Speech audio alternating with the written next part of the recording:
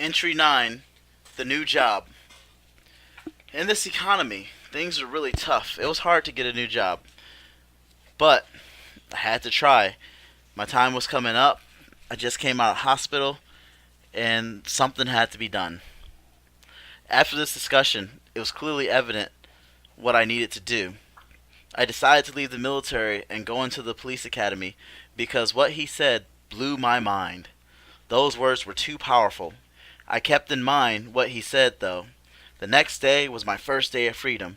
During this time, I applied for government jobs everywhere. It was so upsetting because everyone forced you to do a resume on the internet. I had never done a resume before. And then they wanted you to do everything on a computer.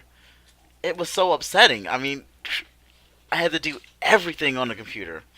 It was ridiculous. My email was hijacked with fake business opportunities, a Nigerian prince, Russian women who wanted to get married, and penis enlargement advertisements. I mean, come on. I applied for the Norfolk Police Department too. Immigration and Customs Enforcement called me for an interview. I drove to Northern Virginia and back. I did not get a call back. Finally, a hit! United Parcel Systems, UPS called me back. When they called me up and the post office contacted me, I knew things were going to look up. UPS offered me a job in Richmond that was seasonal. I accepted the job and went to the training.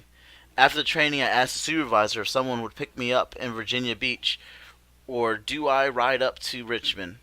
That very same day, when training ended, I was placed with the driver in Virginia Beach. They were impressed with my attitude and decided to give me a chance. While delivering packages, some interesting people were met. As this temporary job helped pay my bills, I was selected to go into the police academy. It was so exciting. I didn't even need to join the other group to make a difference because God made a way. I was in the top 3 in each academic test once I finally started in the police academy. I passed the physical fitness goals too. Sadly, there were 1 or 2 instructors that bet against me doing well and really had it out for me. A few students also were out to get me too while I was there. Each day was tough. At the beginning, there was morning inspection to ensure that the absence of nightly scruff was gone. I remember the daily run that filled my chest with so much huff and puff, doing push-ups every hour for some silly stuff, and practice putting handcuffs around a person's wrist cuff, no matter the size, small or buff. We were taught to accept no fluff and never to bluff. It wasn't just physically rough. They mess with your head with some really heavy stuff. We had some tough scenarios like crime scene investigation, for example. The military prepared me well for that because attention to detail was required.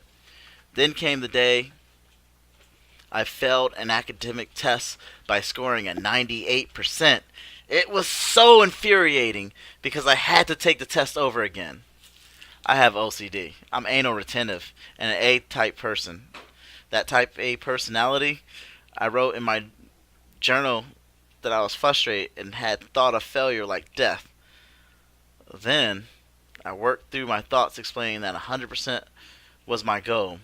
The idea never meant anything about killing myself, but the class leader was looking for something, so he went through my closed journal in my stuff and reported it. This started the trend of much conversation. The training leader pulled me to the side and asked me if I was going to hurt myself. It was explained that I serve at my job as if I'm serving God. My work was about doing my best for God, and the conviction to be a good servant burned in my heart unless my supervisor asked me to do something against God. Therefore, I took failure poorly. Rather than be frustrated with others, I barreled down on myself to do better, and this attitude was what gave me constitution to try harder. My goal was not to be better than anyone, for the purpose of this agitation with failure was because the desire was to be great and a Christ-like servant. They then asked again if there were any suicidal thoughts.